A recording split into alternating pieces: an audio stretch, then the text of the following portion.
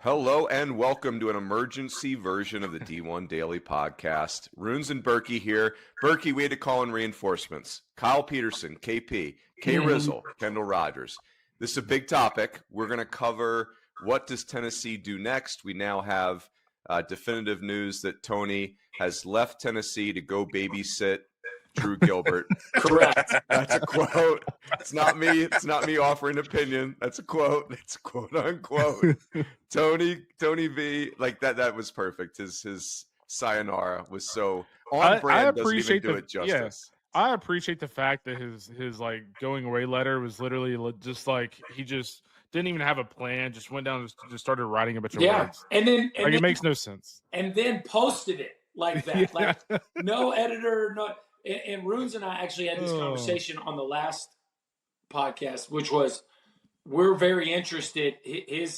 His letter is exactly what we said, Roons. It's a stream of consciousness. That's how he communicates, and that's going to be interesting if the Giants drop 5 in a row, and the fifth one is they got beat 9-0, and like how that post game presser sounds, the way he currently operates is just going to be fascinating. Oh yeah, I guarantee you, like this isn't mean as a slight to Tony at all, but I guarantee you there's some San Francisco Giants fans that read that statement. They're like, okay, like, what are we doing here?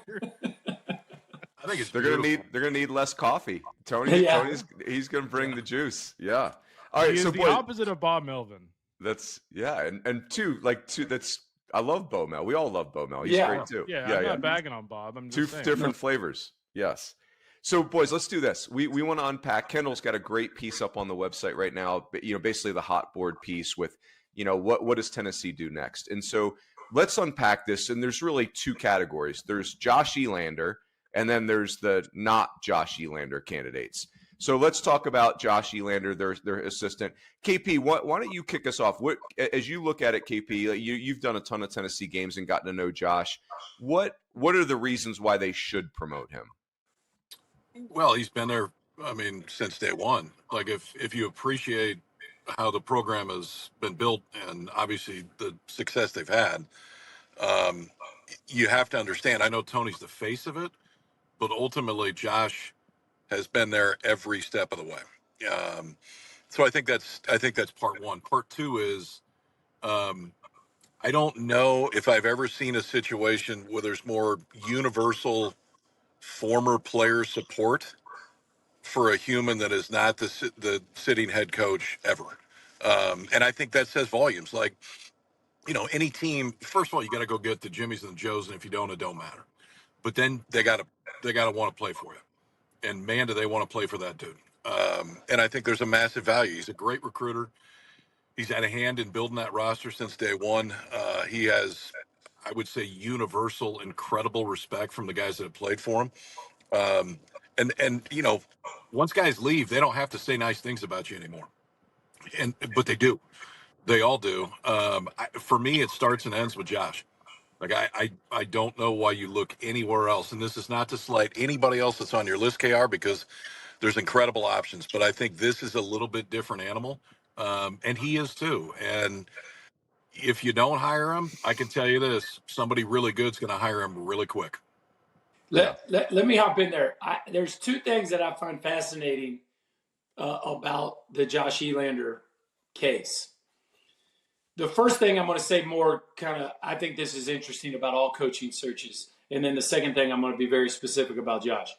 There is a tendency in coaching searches to oftentimes look not for the complete opposite, but for a very different type of coach, right? So that could be personality or schematically. In football and basketball, we see this all the time. Like, if you scored a bunch of points, but you were terrible at defense, you'll go get like a defensive head coach. Go find me somebody that coached under Kirby Smart, and we're going to play great. If you like, for instance, I'll just go ahead and say Kentucky's next football hire will be an offensive coach. I'm just saying, you see what I'm saying? Like, there's a tendency to like, okay, we're kind of over that. We're going to go in a new direction. What's fascinating about the Josh Elander role is that you didn't fire your coach. Your coach was winning at an all-time great level. He left to go do something almost nobody's ever done. But so you get to keep the winning piece, I think, but you actually get, if you're Danny White, you get a very different type of person. And that's not a judgmental comment. Like Tony, if he was on the podcast, he literally said this to me last night. Like, he takes some windy roads. Josh is a very straight and narrow human. He just kind of stays in his lane. Anybody that's ever been around him knows that about him. And so I think it's a really fascinating thing. If you're Danny, it's like you get the same of everything KP just unpacked. You get a dude who's been there from the beginning of this rocket ship program, but you get a completely different kind of personality type that's the head of the program that would be probably more stable in certain ways and color in the lines in certain ways that I would think Danny White probably would appreciate. Just my 2 cents. The other side of it is that I just want to give about his resume, and this is between the lines. He didn't just coach the hitters, and they've had a literally record-setting offense for the last 5 years. Nobody in baseball has hit close to as many home runs as Tennessee. But number two, and I want to make a distinction here, he didn't just coach the hitters, he ran the offense.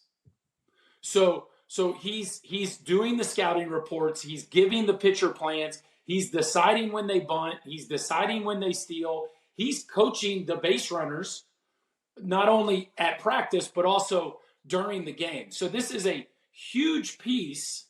And you would keep Frank Anderson, who coached the pitcher. So I really believe the product of baseball on the field would look very similar because he's been running the offense. So I just think those are 2 points that really need to be thought about as you look at Josh Elander as the candidate to replace Tony Vitello. Let me say one thing because I'm getting old and I'll forget if I don't say it. Like, you have the most unique situation of a coach leaving because he's not going to another program. Right. So he's not taking his staff. He's not taking his players. He's not, those things don't exist. And there's never been, that I know of, at the major college baseball level, an opportunity to maintain as much continuity as you could right now because he's going someplace that nobody else is going with him. That's a really big deal. Agreed. Yeah, and I'll say this too. I'll say this too on Josh Elander. Just go look at his background. I mean, this was a guy that was a standout catcher in college. I know a lot of people value having a catcher as a manager / coach. He learned under Jim Schlossnagle. He learned under Dave Van Horn. And he learned under Tony Vitello. That's a pretty good trio of coaches, I would say, that he's learned under as a coach. And I will say this as well. You know, we all talk to, coaches in the Southeastern Conference and coaches around the country all the time. And there are several coaches that I feel like when I talk to them, they will tell me the truth about a coach. There have been hires in the past or promotion in the past where coaches have been like, hey, I don't know why they're promoting that guy. Like, that's going to be a disaster. It's the total opposite with Josh Elander. Like a couple of one premier SEC head coach and one premier SEC recruiting coordinator told me yesterday that what Burkie just said, he's the one who runs the offense. Like, people think Tony runs the offense. No, he runs the offense. And they also just talk about how great of a recruiter and relationship guy he is with the recruit. So, you have your peers behind closed doors talking about how great you are. You have the resume and that you have. You've learned under the guys that you've learned under. I don't see how there's a negative to hiring Josh Elander. I really don't. Yep. Good segue, KR. So let me give the irony of this is that, like, the part of Josh Elander's problem right now is Tennessee's become a top, I'm going to say 3 job in college baseball, which makes the athletic director probably feel like, okay, I have to do this national search. The program had the potential to be that when Tony and Josh and these guys got there, but it certainly wasn't that at the time. Kind of created his own competition. But I'd say the two things that would give you pause on Josh would be, okay, the style. Like, if you felt like Tony's style was a huge part of what made the program so compelling and why they're building a $110 million stadium, then, if you're an AD, not saying Danny White, just a hypothetical AD, if you feel like you've got to have that style and personality again, Josh, like you just described it perfectly. I disagree with that. I think Josh, clearly Josh would be my hire if I was Danny White. I think the only other thing, I think the style piece is almost irrelevant. The other thing is like, okay, it's a huge job and the guy's never been a head coach before, right? Like, I think that's a real cause for pause, except for this. Here are the SEC head coaches that were never head coaches before. Tim Corbin, kind of at Presbyterian, it was Division II, very short stint. Kevin O'Sullivan, Tony Vitello, Minge, Nick Mingione, Wes Johnson, Butch Thompson. I mean, these guys have all flourished. Pretty good. Hey, Yeah, pretty right. good. Like, They're pretty good. A lot of Omaha trips in that group. In that group. Can I add one thing here? And I know we won't ask for Burkie's opinion on this, but the biggest thing that's hurting Josh Elander right now is that Tony Vitello wants him to be the next head coach. Danny wants to make his own imprint on that program. He wants to make his own hire, and who knows, maybe his own hire ends up being Josh Elander. But the fact that Tony wants Josh and the program wants Josh actually is kind of hurting him in the early stages of the search. Yeah, I would hope it doesn't in the end. Let me throw one more name on there too, Roons, to your list is Brian O'Connor. And I know it's not the case at State, but it was at Virginia. I mean, Oak was not a head coach before he got to Virginia, and he totally rebuilt that place. So, yeah, for me, the story of he hasn't been a head coach piece has been proven wrong multiple times in that league. Dan McDonnell. Yeah. I think too, the business sense of we're opening that stadium.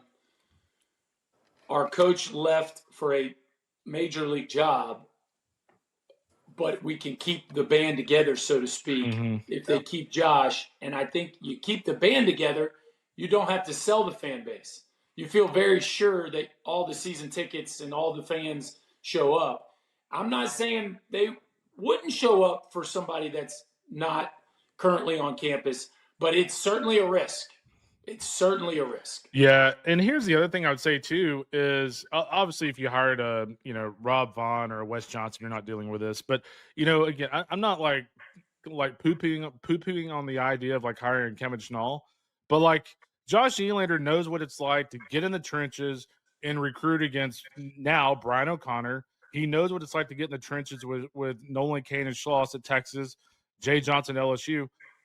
Honestly, like a guy like Kevin Schnall doesn't know how to do that yet. Like he's never done it. So I think there's an intense value for me that Josh has been in the trenches and winning battles against those programs on the recruiting trail. So let me just go. I know we got to get to the other candidates. Let me just say this to be completely fair. The only thing that I think Josh would have to prove, because their 26 class and their 27 class would already be considered number one in the country. Again, there's a long time before those kids show up. We all know the moving parts. But, like, they already have that part, like, kind of in the hopper. Now, again, long way between now and getting those kids to campus. The one piece that I think is a fair question, Tony, and I honestly think this is a big reason Buster Posey hired him, Tony's gift of getting big fish, let's just call it what it is, college free agents, is part of the reason Tennessee has been able to stay at the very top of the sport. And the high school piece of Josh Elander's recruiting, I would have no concern over. But the one thing I think he would have to prove is when fill-in-the-blank star kid wants to go in the portal, you then have to recruit against Schloss and Jay Johnson and Dave Van Horn to win that kid, which we all know that is, that's the part that I think could potentially be the biggest miss from Tony leaving. That I'm not saying Josh can't do that, but that would be the part I would be the most unsure about of the whole. The rest of it, I don't have any doubts. That part would be interesting to follow. But guess what, Burkie? You know who would know Schloss's and DVH's weaknesses better than anybody? Josh Elander. Yeah. But I'm just saying the charisma and the wow factor piece that Tony brought to those pursuits, you don't. But again, like we said about all this stuff, you don't know until you give the guy the chance to be that guy. I'm just saying that piece of the way Tony's landed these incredibly high profile portal kids, that part of it is probably the hardest piece of Tony to replace from the actual baseball side. So, Burkie, I hear you saying that Josh Elander's portal combat game is to be determined. To be determined. That's it. That's and right. It is combat. It is frontlines combat. He It didn't. is. To be Roons, he didn't get that one. I did Yeah. because I was a play video game dork when I was a kid. Burkie wasn't, so that was a great comment, and I don't want it to go unnoticed. Thank you. Burkie was doing sit-ups and push-ups while we were all Yes. playing ColecoVision. All right, so let's go through these other candidates and what I think. Let me read them off, and then I'll take the first one, and then you guys, as we go through these, if you have one that you want to speak to, let's do that. So in your piece, Kendall, we've got Mark Wazakowski of Oregon, Rob Vaughn of Alabama. These are all sitting head coaches, clearly. Skyler Me of Troy, Wes Johnson of Georgia, Dan Fitzgerald at Kansas, Cliff Godwin at East Carolina, and Kevin Schnall at Coastal. I'll take Waz. I've often thought Waz is kind of like West Coast Tony V. You know, he's kind of bombastic. He colors outside the lines. Waz is a college baseball lifer who doesn't care to make friends. Like, he's there to compete and win. And he's an elite recruiter, always has been. I would say if you're Tennessee, what you like about Mark Wazakowski is he's the best recruiter on the West Coast right now. And California, as LSU is showing us, and other SEC programs, Tennessee, in fact, Blake Burke comes to mind, Derek Curiel comes to mind. California is still the most populous state in the country, still produces more big leaguers than any other state, still produces more draft picks than any other state, and this in-state schools are really struggling to keep those kids home. California kids are very comfortable going to the SEC. So I think, not that you need an inroad to California, but Mark Wazakowski's from there, played there, recruited there his whole career. He's done an awesome job at Oregon. They're like right on the precipice of getting to Omaha. There's a lot to like with Mark Wazakowski. Mm-hmm. Here's one thing I'd say about Waz, and I will fully admit that I was dead wrong on this. When LSU hired Jay, my fear was, can a West Coast guy go to the SEC, not having necessarily recruited there? It is a very different world, and obviously I was an idiot because it's worked out pretty darn well. I think to that, if you're looking to make a similar hire, which is West Coast guy come to the SEC, Jay is a pretty good, and I'm not saying that Waz and Jay are the same guy, they're not, but Jay is a pretty good study right now to say, hey, it can work, and it can really work, and it really worked really quick for Jay. And I think Waz's resume is interesting too, because he did have some time at Florida. He was very good at Purdue, which is how he got the Oregon job. And so he's got some Midwest, he's got some Southeast. He's obviously crushed the West Coast, and I still think there's a lot of fire in his belly. Obviously he wants to win a national championship. He wants to be a head coach of a team that gets to Omaha. So yeah, I think Waz is deservedly so top candidate. Yeah, I mean, the other thing about Waz, too, is he's a very good offensive coach. And, one of the things about him, too, is if you hired him, you would have to bring Jack Martyr along with him. He's been a massive part of their offensive success. But the other thing I really like about Waz, and you kind of have to have this a little bit in the SEC, is he doesn't care what people think. Kind of like Tony V. Like, he's going to do do things the way that he wants to do it. And if somebody at South Carolina or somebody at Vanderbilt doesn't like it, tough shit. Like, that's just the way he rolls. So that whoa. Sorry about that, guys. Family podcast. Let's good segue. Let's do. I agree with that sentiment, though, KR. Let's do Rob Vaughn of Alabama. Texas kid, played at Kansas State. Was a huge part of what was built at Maryland, then became the head coach there, now at Alabama. Who wants to take Rob Vaughn? I could start. I mean, go. Incredibly impressive when you're around him. Incredibly impressive when you're around him. And obviously, what he's done to get to the point where he's at Alabama. It would be interesting to see, what Alabama would try to do to keep him, because I think they're very aware of how good he is and what the potential opportunity is at Alabama. But I would say that, if I'm major athletic director at the top programs in the country, I would have zero hesitations to have Rob Vaughn as a head coach. I think he's proven that he is, in every sense of what matters in that job, that he qualifies for anyone you want. Yep. Yeah, I'm a big Rob Vaughn fan. I think Rob Vaughn has all the makings of kind of that next top tier head coach in the sport. I think he's check the box at every single stage, and he's fighting his tail off in a conference where I think it's fair to say Bama baseball is, fighting for their NIL presence on that campus because of, first of all, Nate Oates has just been insane with Alabama basketball. So he's made such a big headway into getting some of the NIL space from football, which we know completely drives the bus at Alabama. And we know that's true about most SEC schools, but Bama obviously being the pinnacle of it. And the fact that Rob Vaughn took that job and then had them in a position to host a regional, host a super, whether they finish those tasks or not. Like each year they've been right there in that conversation for a very long period of time. And I think all of us would agree, like, with not an insanely talented roster, like just culture and coaching and like very astute pickups in the portal. And obviously he got Justin LeBron. Yeah. But like, I think that helps. I think Rob Vaughn is, again, two things can be true. I think it makes 1,000,000% sense to elevate Josh Elander and go that direction. But there are very good candidates, and Rob Vaughn would be right at the top of that list for me. Yep.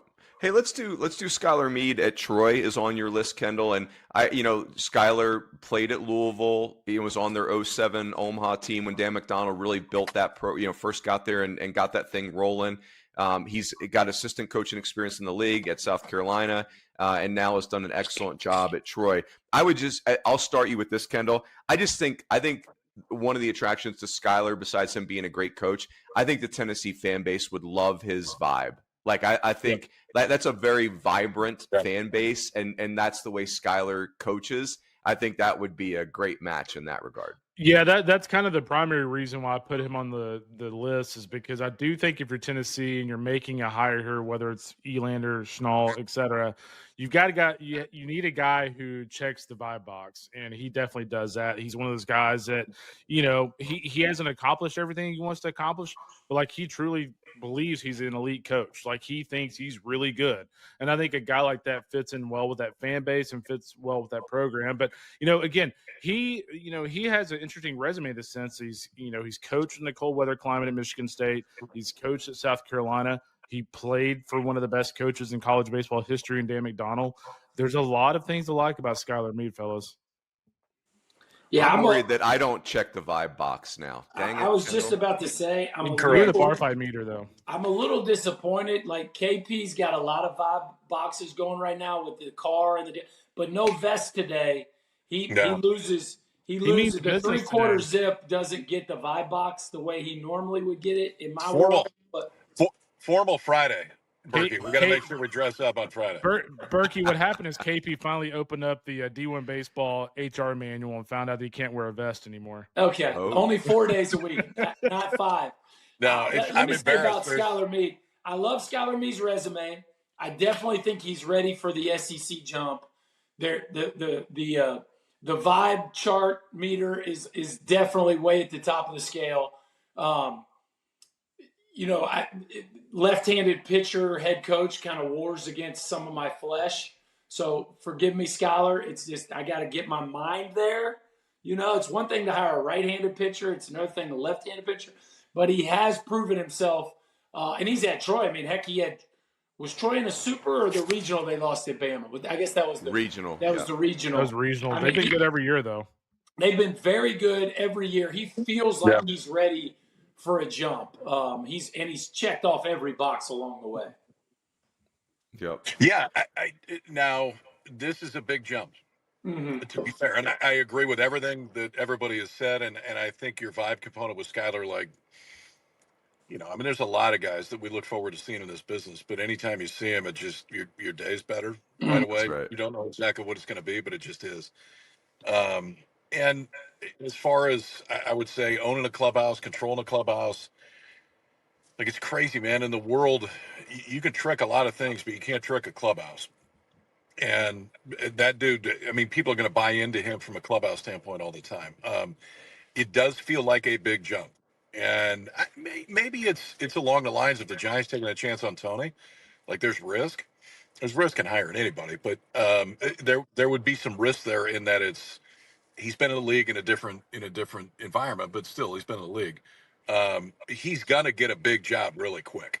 It's just where is it? But he's gonna fit at that level very soon. I know that. Yeah, well said. Let's do Wes Johnson. I mean, I think I want to be careful how I say this because it can come off as negative. I don't mean this negative. I mean it as a compliment. Like, Wes Johnson is a stone cold killer. Like, he is not confused in any way about what the job is. And like, hurt feelings, not hurt feelings, you know, like Wes's clarity on like what his job is as the CEO of Georgia baseball is very impressive to me. I think coaches can get twisted up in their feelings at times. I don't sense that in Wes at all. You know, he's an Arkansas guy. I wonder if he were to leave Georgia, if he would leave for Arkansas someday if he was offered that. So I think he's an unlikely candidate. But if you're Tennessee and he's willing to talk to you, I think that's a smart conversation. Yeah, I will say this, and I might get Burkie to raise his eyebrows at me here. But outside of just wanting more money out of Josh Brooks in Georgia, I'm not entirely sure why, if you're Wes Johnson and you're Georgia, why you would go to Tennessee. Same thing. I was thinking the exact same thing. Like, why would you go to Tennessee over Georgia? Well, here's the only thing I would say. Burkie. The only thing I would say this is not a Tennessee-Georgia comment. This is something we none of us really know. Wes is making his hay in the portal. Mm-hmm. He's not. You'd say Georgia's got the most recruiting fertile ground in the fertile recruiting ground in the country. You know, maybe outside of Florida and Texas, but he's not really making his hay there. He's doing it in the portal. And so if you're Wes, and I don't know this to be true, but I'm guessing Tennessee probably has more revenue share in NIL than Georgia currently does. I don't know that to be true, but if that were true, that could be something. That would be my. Sure. Other than that, you got to give Georgia a bunch of credit. Their fans showed up all year last year. They've completely redone that facility, and it is right on. It's not the top of the league, but it is plenty on par with the best of the best. And there is endless amounts of talent around you. So Georgia is a fantastic job. I mean, let me be very clear about that. But I am curious the money piece of that, how Tennessee, Georgia would compare. I don't know. Yeah, I mean, they moved his salary over the summer to $1.2 million. We know if Danny White's we know what Danny White can get to, right? And that's $3 million, which is what he paid Tony. That's on what he's going to pay the new coach. But yeah. I mean, let's just say Tennessee's willing to pay 2 to 2.5. I mean, if you're Josh Brooks at Georgia, and let's just say they called West, to me, perceptually, you cannot afford to lose your coach to Tennessee. Was it 3.5 hours away, 4 hours away? You just can't. So can I make a public plea here? Wes, can you stop taking the Stanford guys, please? Wherever, whether you're at Georgia or anywhere else, can you just please stop? I beg you. Yes, I'm going to do it publicly. I do agree with KR. I think that what he's got going there, and I know that they haven't been to Omaha and they won the whole thing, but it feels like they're super close right now. Mm-hmm. Yeah. And I think there would be a component of, yes, I understand what's happened in Tennessee. I understand there's a bunch of steel going up and you're spending a ton of money, but I'm in a pretty good place too. Yeah. I got it going pretty well right now. I think it would take, I don't know, something pretty extraordinary to get him to leave. Yep. You said 1.2, Kendall? Yes. The one thing that we're still out in the baseball world, you know, football, basketball, it almost doesn't feel like it's possible to just like buy a coach. I mean, Indiana just paid Kurt Cignetti $11 million. Yeah. But baseball, they're with all the money being spent on players and all, like, it does feel like, you know, you can give a coach a significant raise in baseball that actually gives him pause to think about more so than the other two big sports. It feels like still. Yeah, I mean, remember this too, and I mean, they got plenty of money, but I think Tennessee got $3 million in the buyout too, didn't they? Yes, $3 million. So, I mean, if you're going to pony up a little bit more right now, you got three more than you had yesterday. Mm-hmm. Again, I know these are first world problems, but if you're West and you're making 1.2, and somebody offered you 2.2, that's not the difference between 10 and 11. I mean, 1.2, 2.2, that is a big difference. Let's go back to the important part of this. Stop taking the Stanford guys. All the other stuff we can figure out, but just don't take that many. Yeah. I mean, the other thing real quick too on the Tennessee opening is if you're Danny White, like you got to be willing to spend what you need to spend because you just, I say invested, but I mean, you just spent $100 million on a new ballpark and you've got to pay for that somehow. So this hire is extremely important and he's probably willing to break the bank to get the guy he wants if it's not Josh Elander. Very fair. Dan Fitzgerald of Kansas. I mean, I'll start us again. All-time great human, one of the best humans in the sport. Minnesota guy, junior college background. The incredible program DBU's become, his fingerprints all over that with Dan Hefner. It's kind of that thing where you've got a head coach who's a recruiter at heart, so you feel like you're always going to have good players under this person. Like that recruiting is what they go to bed thinking about and they wake up thinking about.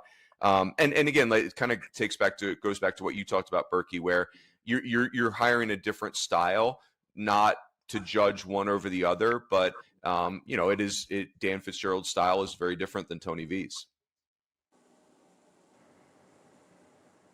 Who's next? Okay, I thought he was talking to you, Chris. Yeah, no, I would say very different. I would say Dan brings the least amount, probably Skyler would bring the least amount of buzz just because his resume's the thinner of the ones we've mentioned. But anybody that goes to Kansas, and you talked about his rise, but anybody goes to Kansas and makes Kansas like legit, like scary in the Big 12, clearly knows how to identify talent. And I know his resume would speak that he knows how to identify talent, but Kansas is right on the verge of being like a consistent tournament team in the Big 12. And Dan did it like right from the jump. I think they are operating at a very, very high level in a school that most of us would agree from a Power 4 job has to be one of the more difficult jobs in the country, at least from a historical standpoint. So Dan's he's got all my respect just based on where he's positioned Kansas in a very short period of time. Yeah, a couple of things on Dan. I've known him forever since back during his DBU days. He was a big part of the success there with Dan Hefner, learned under him. And let's not forget, he was pretty far down the road with Mississippi State too. Like had Brian O'Connor, said, "Hey, I'm going to stay in Charlottesville," Dan Fitzgerald was more than likely going to be their head coach. So obviously, Zach Selman at Mississippi State saw something in him as well. But you're right, Burkie. If you can go to Kansas, get some of the players they've gotten, compete at a high level, that's incredibly impressive because they're way behind the 8 ball from a facility standpoint. So we know he's a really good coach, but you're right in the sense that the total opposite of Tony V. No offense to Dan here, but he's not checking the vibe box really. Dan's just an old school baseball coach. Yeah, if he sat down with you with a family on the recruiting trail, you're gonna love the guy because it's like you're talking to your pastor or something. He's an awesome guy, awesome coach, but he's not the Tony V, Skyler Me, Kevin Schnall persona. Okay, can I just – this is the D1 Daily, and you guys are our guests. I know y'all built the company and all, but you really are on our front porch right now. So can I say that moving forward, Roons, we need a bar fight meter and a vibe meter, like a weekly check-in with KR. So this, write that down, Roons, on our season pod when we're doing 3-4 days a week. We need a vibe meter and a bar fight meter. That's a good story idea, actually. I think every week I'm gonna do a column like a vibe check. Like the vibe check. I'm all in on it. It strikes me as binary though. Like you're either checking the vibe box this week or you're not checking it. There's you're not half pregnant. Yeah, it's like there's no such thing. Kind of baby. All right. Yes. Hey, what final thought on Dan Fitzgerald? He did spend that year. If you guys want to mention this already, I apologize. He did spend that year at LSU, and that's of interest. That's where got to study under Jay Johnson. All right. So Cliff Godwin at East Carolina. And let me just say about that: you were at LSU, but you were so ready to be a head coach that you left after 1 year, and you took on that job. Mm-hmm. I just think that says a lot about. And did what he did. Yeah, do what you do. But I'm just saying, a lot of people be like, man, I'm at LSU. This is pretty great. I don't know if Kansas is the place I want to jump in at. And, man, he just did it. So that says a lot about the dude. All right, so here's what I'm going to say about Cliff Godwin. He is unapologetically like heart on your sleeve coach, like full emotions. Mm-hmm. And this could get me in trouble, but I think it needs to be said. That's how I view the Tennessee fan base. They are unapologetically hard on their sleeve, like it's I love that about them. Now they don't they it doesn't always feel good when you say something they don't like, but I think the way he coaches and the way the Tennessee fan base supports the Vols is so parallel and so aligned.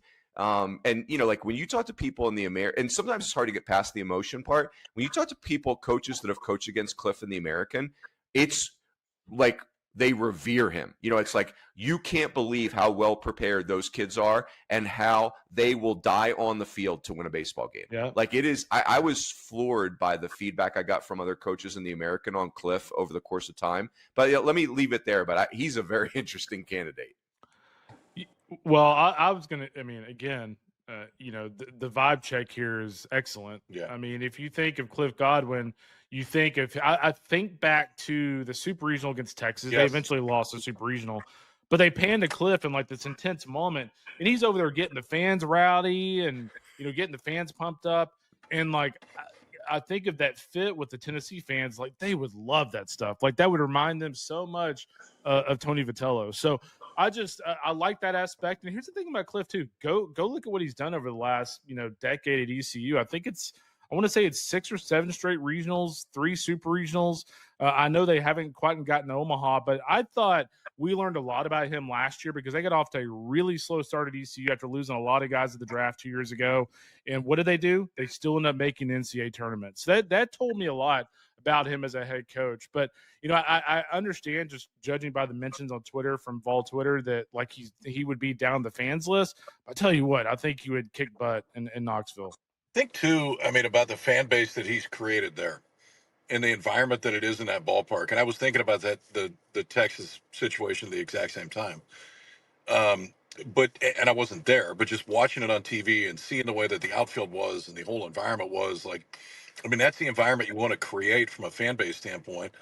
And you got to be good, but he's built it up. And I don't know. Is there anybody that's been closer but hasn't made it to Omaha than Cliff in East Carolina? I don't know who it is, if they exist. So it feels like that he's kind of primed to take the next step, whether it's there or somewhere else. Cliff Godwin is a winner. He's a fighter. He's a grinder. He's hard on your sleeve was the perfect way to describe him. He's got all the experience. Mm-hmm. He checks every box you would look for in a candidate. Guys, I can't picture Cliff Godwin not coaching East Carolina.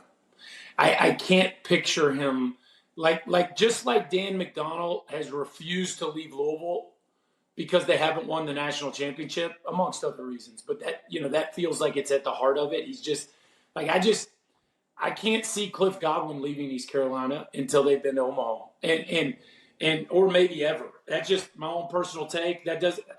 I'm not saying I don't think he's a great candidate. My mind can't really picture Cliff Godwin not coaching the Pirates. So that's my take. Yeah. By the way, Cliff Godwin currently making, after his latest deal, $600,000. Offered 1.5 to $2 million. You might change your mind a little bit. It might. That's KP money. That's right. Maybe Cliff can get a few vests if he has that kind of money. Formal Friday. Let's do Kevin Schnall. We kind of talked about him earlier. I think this is, by the way, 1 year of head coaching experience for Kevin Schnall. But I think it was so good. That Coastal team was so impressive last year. And obviously Kevin Schnall is a known commodity for the recruiting that he did over the years for Gary Gilmore at Coastal. He's a very interesting candidate, but I think his candidacy is really about just respect for what was accomplished at Coastal over the course of time, and very specifically last year. Let me hop in here first on Schnall, just because it's so fresh in my mind all the time. KP and I got to spend with him in Omaha. I was super impressed with the Coastal Carolina offense. And Matt Williams, amazing with the pitching staff. Matt Williams was equally impressive. Of course, the product on the field was actually way more about their pitching and run prevention than it was about their offense. but is from just a runs per game standpoint or home run standpoint. But just the level and depth of the way they go about getting free passes and getting free bases and drawing walks and they want to hit the ball at the ballpark, but they didn't have that roster this year, and they figured out a way to win games in a more non-traditional way. And just like this concept of like a newer version of the old West Coast stuff, I just was really impressed by the level of depth with which Kevin Schnall views the game and coaches the game. And then, he got into some of his recruiting talks and just the way that dude's grinded on the recruiting trail to help elevate that program to where it is. That dude's a winner. Just no doubt about it. Yeah, there's some old school to it, and that doesn't necessarily mean that it's good or bad, but there's some old school, like almost like a defensive coordinator to some extent. Like he feels like a football coach when you talk to him, which I don't think is a bad thing. I think he does have the thing that we were talking about before. I think he's got a situation where guys are really going to play for him, and I think, and this is going to come with most guys just because the routes to get there are always different. But, he's had to grind at a place that has a really good story now, but ultimately is still, you're not going to have the number one recruiting class in the country. But you got to figure out different ways to do it. And I think it's always intriguing when you have somebody like that goes to a place that has the number one recruiting class in the country that allows you to play whatever style that you want to play, especially in a ballpark that really lends itself to power. Is that one of those deals to where you got so many toys right now? Like, which one do we play with? Because I've never had this many toys. I think he's intriguing. I can't make the argument he's only been a head coach for 1 year if we're making the argument that assistant coaches have come in and been really good when they haven't been a head coach. So I don't know that would really figure in my mindset. I think it's more is he the mental fit that fits best for Tennessee? And that part I'm not sure. Yeah, one thing to note about Kevin Schnall, by the way, is he was an assistant at UCF for 2 years, overlapping with Danny White during his tenure as AD at UCF. So there is a pre-existing relationship there between those two guys. It's like you're a reporter or something. You dive into these things. Look at you. See, this is stuff that only you can get from Martha and Martha's cell phone. Yeah. So, boys, go. Did someone have someone? No, Burkie just left, so it's great. He just gets up and walks away. That either shows plus bar fight meter where you just bolt, or it shows negative. Is that a Chris Burke fathead behind this? I really hope. I don't know if we can zoom in. We probably can't. I really hope he has a picture of himself behind him. That's good. That's a picture of himself. Hold on. We'll really hope so. That is. Yes. Enough about me. Let's talk about me. If you leave, we get to do these things. That's the way it works. That's right. Yeah. Amen. Hey, the other positive about Kevin Schnall, by the way, KP, is he has not taken a Stanford player. Okay. Well, that's a good point. I like him. Although Palo Alto to Conway would be quite the change. Yeah, be a little different. Yes. Yeah, two different coasts.